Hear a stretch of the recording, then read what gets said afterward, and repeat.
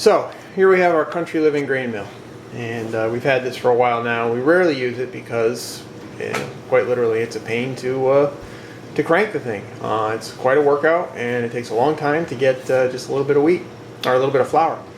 So I decided to motorize it, and I was gonna spend the $300 or whatever it is for the motorization kit, and I was just gonna do it just because I'd rather buy rather than build sometimes, but I decided I was going to give it a shot and motorize it. And I found a motor online. It was a gear motor, $135 on Craigslist. Decided now this is the way I want to go. And I decided to build this little apparatus here. Let me see if I can zoom in here. Little homebrew thing. I've got a 48-inch, I believe, fan belt. I've got a small pulley in there. This is Tractor Supply 1.5 inch in diameter pulley. I've got it on a 1/2 inch grade 8 bolt. It's 4.5 inches long. And you can barely see there's a bushing in there and a bushing in there. I got those at Tractor Supply as well. There's an Allen screw here, a hex head Allen screw that tightens up on the shaft. I've got that cranked down really hard. These two bearings, which is, where's a better look? Yeah, here we go. They stick through. These two bearings came from Amazon.com. They're just bronze bearings, oil impregnated. They don't actually turn, but they provide the thrust that you need, or the friction or the resistance to the thrust that you need.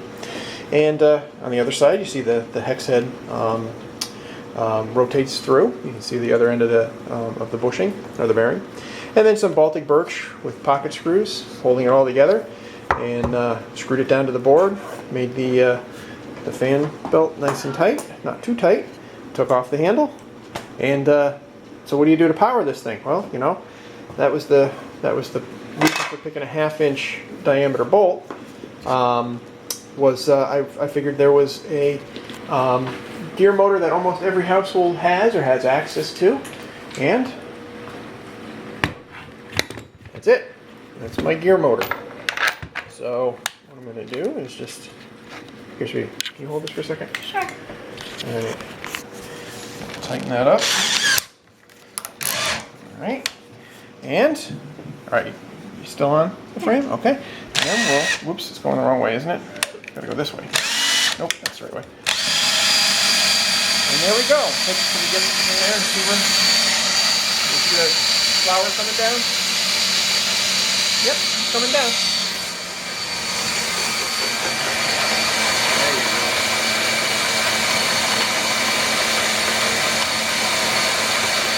There you go.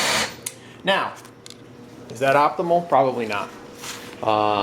That just happens to be the drill I have on hand.